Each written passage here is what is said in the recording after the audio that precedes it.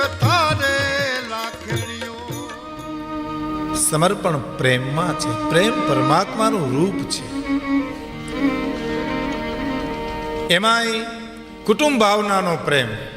દાખલા તરીકે રામાયણ આખો ગ્રંથ તમે વાંચો તો ભાઈ ભાઈને કેવો પ્રેમ હોવો જોઈએ, પિતા પુત્રને કેવો પ્રેમ હોવો જોઈએ, મા દીકરાનો પ્રેમ કેવો હોવો જોઈએ, મિત્ર મિત્રનો અને ગુરુ શિષ્યનો પ્રેમ કેવો હોવો જોઈએ, એ બધું મને તમને રામાયણમાંથી મળે છે. કવિ લખે છે કે શ્રવણ પડ્યું જાવા કે મારો રામ ગયો વનવાસ રે, મારો પ્રાણ ગયો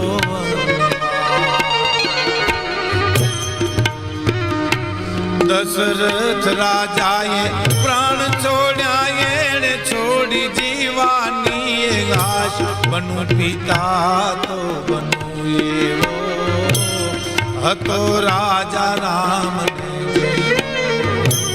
બનુ પિતા તો બનુ એવો હતો રાજા રામ. શ્રવણ પડ્યું જવા કે એવું મારો રામ ગયો વનવાસ. પછી દશરથ રાજાએ પ્રાણ છોડ્યા, એણે છોડી જીવાની આશ. બનુ પિતા તો બનુ એવો હતો રાજા રામને જેવો. બાપનો પ્રેમ કેવો હોય, પુત્રનો પ્રેમ કેવો હોય, પણ આપણે જે વાત કરવી છે એ પ્રેમ નિસ્વાર્થ પ્રેમ. અને નિસ્વાર્થ પ્રેમ દુનિયામાં જો કોઈ હોય તો એ ભાઈનો બહેનનો પ્રેમ છે. બાપ અને દીકરીનો પ્રેમ છે. બાકી બધાય પ્રેમમાં ઊંડે ઊંડે ક્યાંક સ્વાર્થ પીડ્યો છે. સંપૂર્ણ નિસ્વાર્થ પ્રેમ જો જવો હોય તો ભાઈનો ને બહેનનો છે. તમે જુઓ, આપણે ત્યાં કુટુંબ ભાવનાની ઘણી વાતો છે. કુટુંબમાં સંપ હોવો જોઈએ ને. સંપ હોય ત્યાં જ સમજી લેજો શાંતિ હોય. શાંતિ હોય ત્યાં જ સંપ હોય. બે પર્યાય છે. હનુમાનજી મહારાજ લંકા સળગાવી શકે. એક મહાપુરુષે મને વાત કરી હતી. મને કે ભીખુદાનભાઈ, હનુમાનજીનું આખું કુટુંબ ભેળું થાય તો અયોધ્યા ન સળગી શકે. કારણ કે જ્યાં ત્યાગ છે ત્યાં આગ લાગે જ નહીં. અને જ્યાં સ્વાર્થનું ભેરું કર્યું હોય, કોકનું લૂંટી લૂંટીને, ત્યાં પોતાને લગાડવાની હોય, બીજા કોઈ ન લગાડે. હનુમાનજી લંકા નથી હળગાવી, લંકા વાળાએ હળગાવી છે. હનુમાનજી કીધું કે ભાઈ પૂછડું મારું છે, બાકી તો ગાભા ઘાસલેટ બધું એનું જ છે. બાંધા એણે, રેડ્યા એણે, દિવાળીઓ એણે મૂકી. મેં તો મારા સ્વભાવ પ્રમાણે એક મકાનથી બીજે મકાન ઠેકડા માર્યા સિવાય કાંઈ કર્યું જ નથી. બહુ સાચી વાત છે મિત્રો. કોઈ બે ભાઈઓ હોય, એને તમારે ઝઘડો કરાવવો હોય તો કેવી રીતે કરાવી શકો?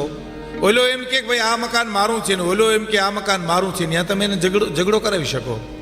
પણ ઓલો એમ કે ભાઈ આ મારે મકાન નથી જોતું, ઓલો કે મારે નથી જોતું, ત્યાં તમે ઝઘડો કેવી રીતે કરાવી શકો? જ્યાં સમર્પણ છે, જ્યાં ત્યાગ છે, જ્યાં પ્રેમ છે, ત્યાં કંકાસ ન હોઈ શકે, ત્યાં ક્લેશ ન હોઈ શકે. એટલે આપણે ત્યાં લોકગીતોમાં આપણે ત્યાં ગામના ચોકમાં બહેનો ગાતી, દીકરીઓ ગાતી સાતમ આઠમના તહેવારમાં કે જાડવે જાડવે માળા નાગિયા રે, જાડવે જાડવે માળા નાગિયા રે, પ્રભુજી લખજો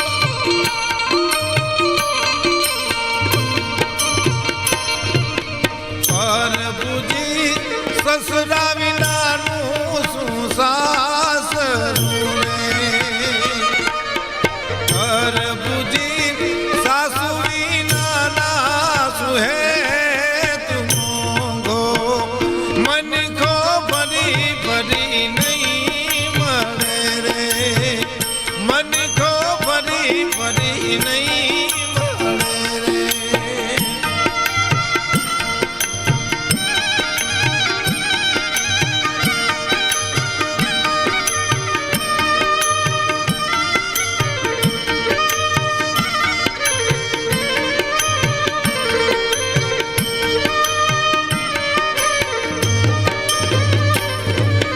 પ્રભુજી જેઠ વિના ઘૂંઘટા રે.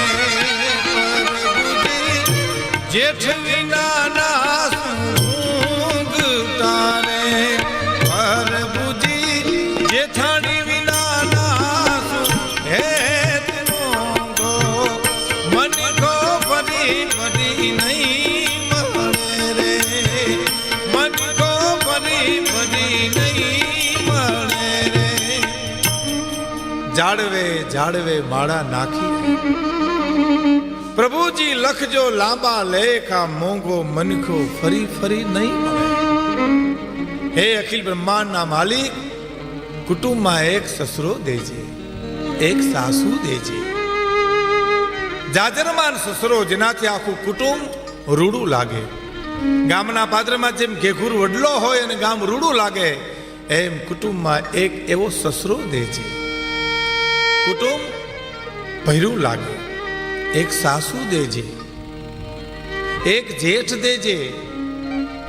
જેઠાણી વિના ના શું વાદ, કામનો વાદ હો, બીજો વાદ નહીં. મારી જેઠાણી આ કામ કર્યું તો આ હું કરી નાખીશ, એને 2 કામ કર્યા તો હું 4 કરી નાખ, ઈ વાદની વાત છે. આજ કુટુંબ ભાવના બગડી ગઈ એવો અમારો કોઈ દાવો નથી, પણ વિખાઈ ગઈ એમ તો કહી શકાય. મને એક જણે કીધું તું ભીખુદાનભાઈ એક મારું કામ કરજો ને. એટલે મેં કીધું ભાઈ તમે કયો ને. શું? કે દીકરીની સગાઈ કરવી છે ને કોઈ સારું કુટુંબ હોય તો ધ્યાનમાં રાખજો. મેં કીધું જરૂર એવું કોઈ સજ્જન કુટુંબ હશે, ખાનદાન કુટુંબ હશે તો હું તમને જરૂર વાત કરીશ, પણ મને કંઈક બીજું ધ્યાનમાં રાખજો.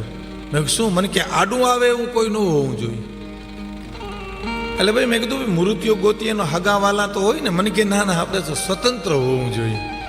તો મેં કીધું અનાથ આશ્રમનો ગોતી લ્યો, ન્યા ન હોય કોઈ આડું આવે એવું એમ. બાકી તો સાસુ સસરા જેઠ જેઠાણી આપણે ત્યાં આપણી સંસ્કૃતિમાં શરૂઆતમાં દીકરીઓ માગણી કરી છે. એવી જે બેન અને ભાઈનો પ્રેમ, પ્રેમ તો આપણે પરમાત્માનું રૂપ કહીએ છીએ, શાસ્ત્રોમાં આપણે એમ કીધું છે. પણ આપણે આજ જે વાત કરવી છે, વાત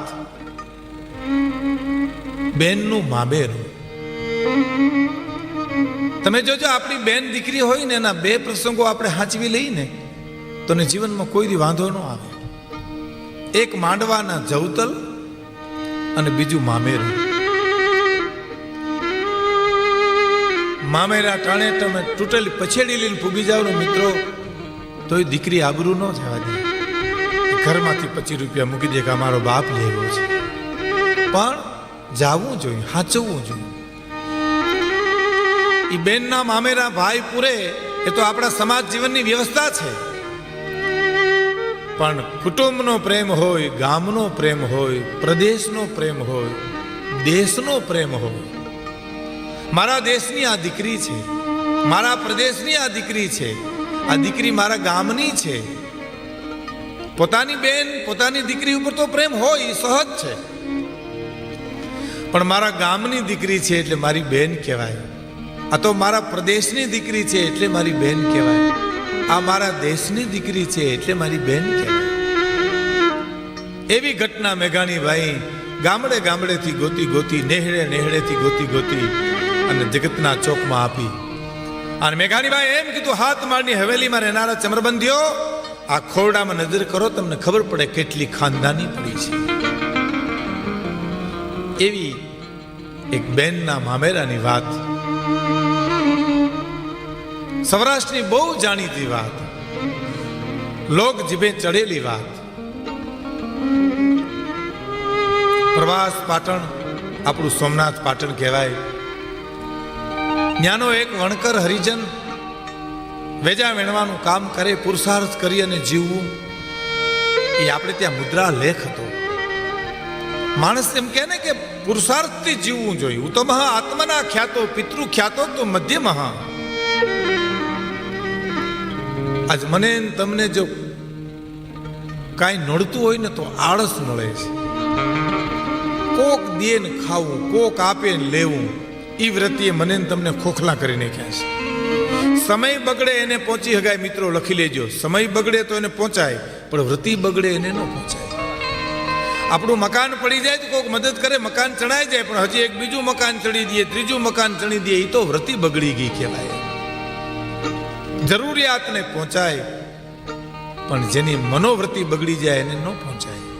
આપણે ત્યાં માણસ પુરુષાર્થથી કામ કરતો હતો, મજૂરી કરતો હતો, ખુમારીથી કરતો હતો. વેજા વણવાનું કામ કરે. પ્રવાસ પાટણથી હાલી એ માણસ ખેડ માધુપુર જાય છે. એ વખતે કઈ વટે માર્ગોમાં વાહન વ્યવહારની વ્યવસ્થા નહોતી. ગાડા જોડીને જાય, ઘોડા લઈને જાય, સગવડતા હોય તો માણસ હાંડિયા ઉપર ચડી અને જાય. આ તો પગપાળા હાલ્યો જાય છે, ધીરે ધીરે હાલ્યો જાય છે. રસ્તામાં ગીર ખોરાસા કરીને એક નાનકડું ગામ આવ્યું.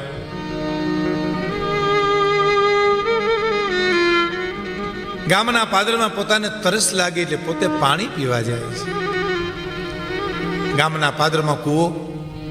આપ સૌને ખબર છે, આપણા ભૂતકાળમાં ગામના પાદરમાં કૂવો હોય ને એ કૂવે બધી બહેનો દીકરીઓ પાણી ભરવા જાય. પછી ત્યાં વાતો કરે, હક દખની વાતો કરે. કૂવો છે એ બહેનોનું એક પિયર ગણાય, સુખ દુઃખની ન્યા થાય.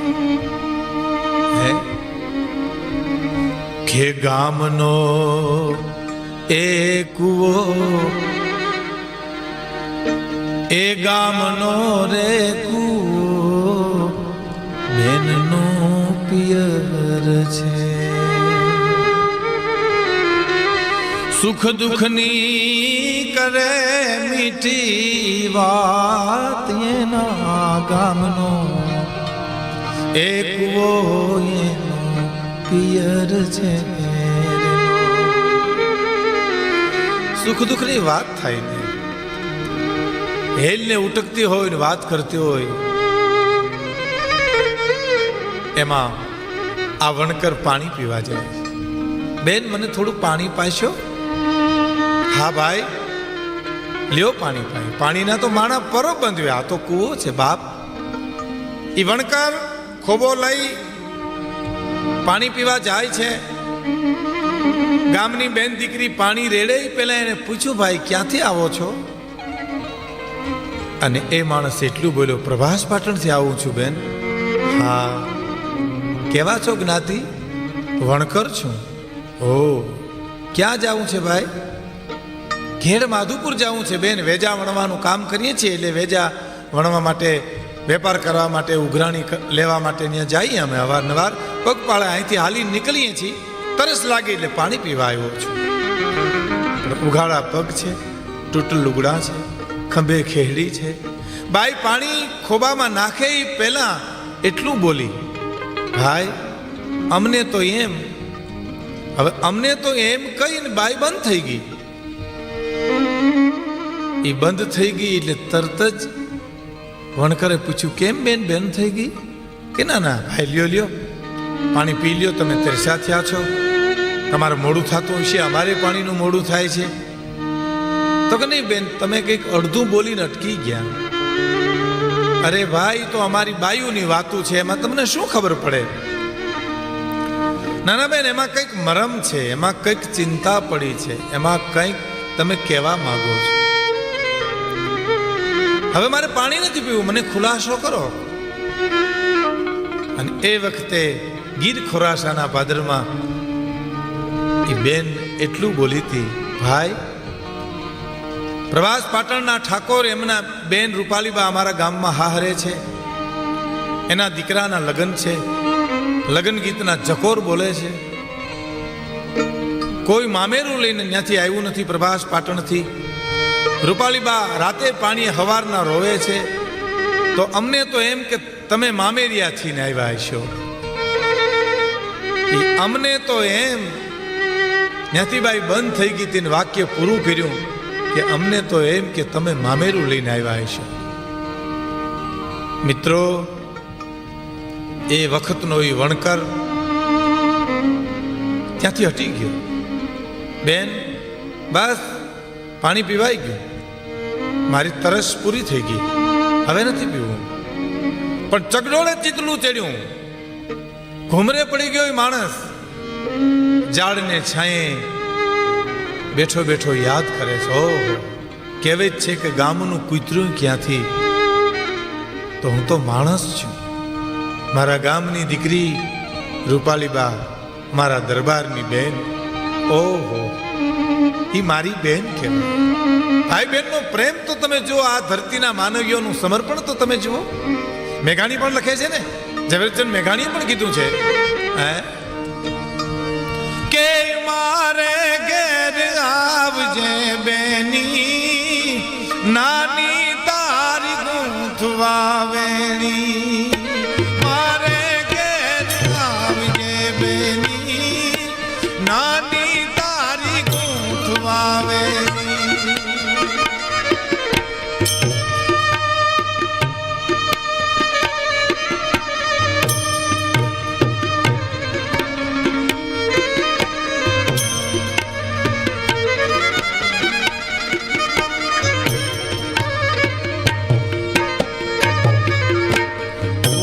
સુગંધી કાઈ નો જાણું, વગડાનો રે ગોવાળ. ફૂલ સુગંધી હું કાઈ નો જાણું, વગડાનો રે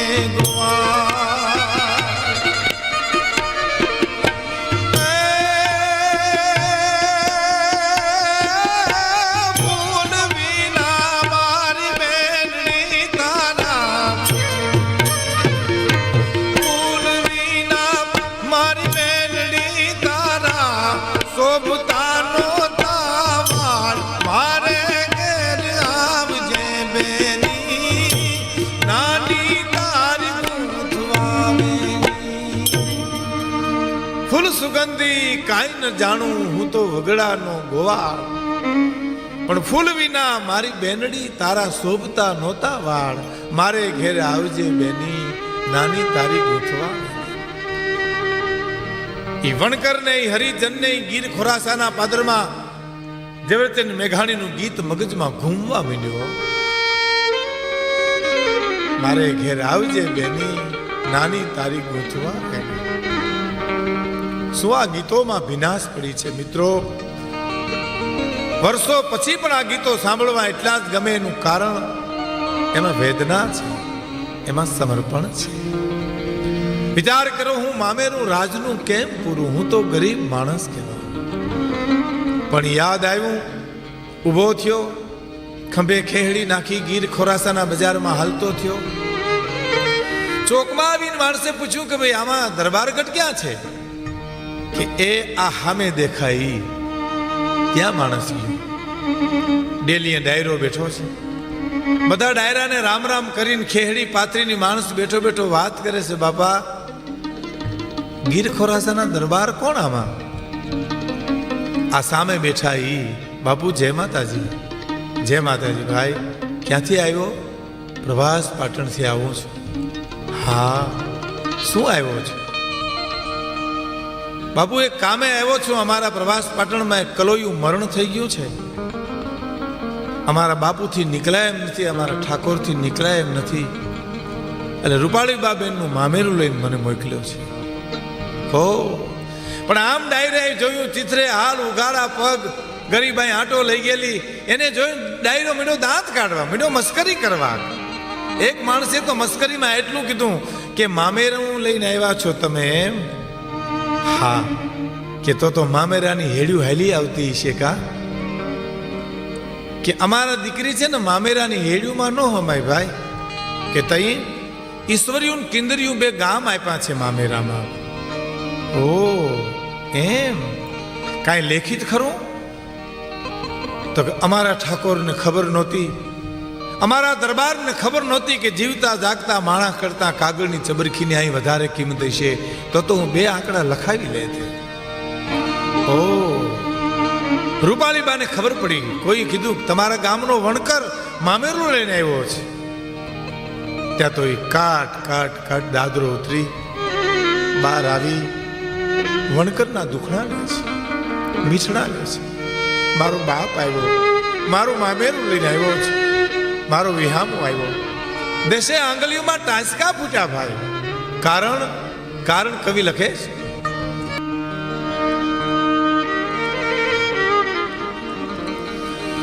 કે વાલો લાગે મારા પિયરનો પરિવાર, જો વાલો લાગે મારા પિયરનો પરિવાર, જો મૈયરના વાલા રે જૂના જાડવા, એ મૈયરના વાલા રે જૂના જાડવા રે.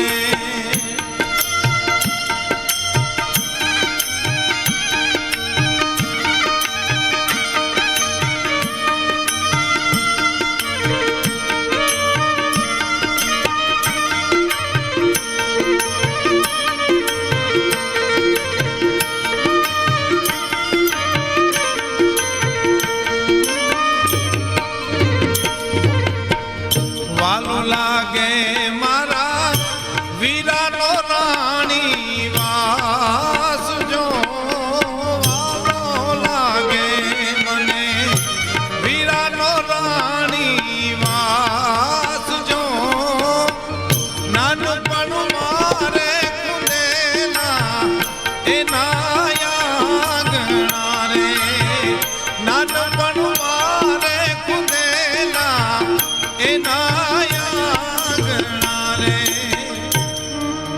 વાલો લાગે મારા પીરનો પરિવાર, જો મયરના વાલા જૂના ઝાડ. દુખડા લીધા, આંખમાં આંસુ આવી ગયા. મારો બાપ, મારો મામેરિયો આવ્યો. પણ પછી મિત્રો મજાની વાત તો એ છે કે વણકરને માધુપુર જવું તું એ માંડી વાળ્યું. પ્રવાસ પાટણ પાછો આવ્યો. હરિજનવાસમાં જઈ પોતાની માને વાત કરે છે, માં, હા બેટા, જેવો માધુપુર? ના માં, રસ્તેથી પાછો આવ્યો છું. કારણ એ છે માં કે આપણા રૂપાળીબા બેન ગીર ખોરાસા હારે છે. હા બેટા, ન્યા છે. માન્યા કોઈ મામેરું લઈને ગયું નથી. પણ બેટા એ આપને તો કેમ ખબર પડે રાજના ખટપટ શું હોય? દીકરો માનીને વાત કરે છે, માં, હું પાણી પીવા ગયો, મને મેણું માર્યું કે તમે રૂપાળીબાના મામેરિયાથી ને આવ્યા હોય એમ લાગે છે. માં, હવે દરબાર મને મારે કે જીવાડે, પણ હું બાપુને પૂછ્યા વિનાનો ઈશ્વરિયા અને કિંદરિયા નામના 2 ગામ દઈને આવ્યો છું. અને વણકરની મા એમ કે છે, બેટા તે તો મારું ધાવણ ઉધડું કર્યું. બાપ, જા તું સોમનાથ મંદિરની પૂજા કરીને ઠાકોર પધાર્યા છે માંડીને વાત કરી, અને વાતને માન્ય ન રાખે તો સોમનાથના મંદિરમાં જઈને કમળ પૂજા કરજે બેટા, અને જરૂર હોય તો હું તારી હારે આવું. ના માં, હારે આવવાની કોઈ જરૂર નથી. ધીરે ધીરે હાલતો હાલતો પ્રવાસ પાટણના ઠાકોર પાસે જઈને વાત કરે છે, બાપુ, કોઈ મામેરું લઈને નથી ગયું કે ભાઈ આપને કઈ આમંત્રણ આપ્યું નથી ને આપણે તો થોડોક વાંધો ચાલે છે. અને એ વણકર ઠાકોરને એમ કહે છે, બાપુ, હું ગામના પાદરમાંથી નીકળ્યો, બેન તો મામેરાની રાહ જોઈને રોતા હતા. શું કર્યું ભાઈ તે? બાપુ, મને મારો કે જીવાડો એ તમારા હાથમાં છે, પણ મારાથી સહન ન થયું બેનનું રુદન. પછી હું તમને પૂછ્યા વિનાનો ઈશ્વરિયા અને કિંદરિયા નામના 2 ગામ મામેરામાં દઈને આવ્યો છું બાપુ. અને એ વખત પ્રવાસ પાટણના ઠાકોરની આંખમાં હું આવી ગયા. બાપ, તને મારવાનો ન હોય તે તો મારી આબરૂને હવાઈ કરી. તે બેનને ગામ જો 2 દીધા હોય તો આ 5 ગામ હું તને આપું છું બાપ. 5 ગામ આપ્યા. હમણાં સુધી એના વારસો ગામનો ગિરાસ ખાતા હતા. કહેવાનો મારો અર્થ એ જ છે કે જે ગામની બેન એને પોતાની બેન સમજી અને મામેરું ભરે, એના ઇતિહાસ રે, એને દુનિયા યાદ કરે, એની નામના રે.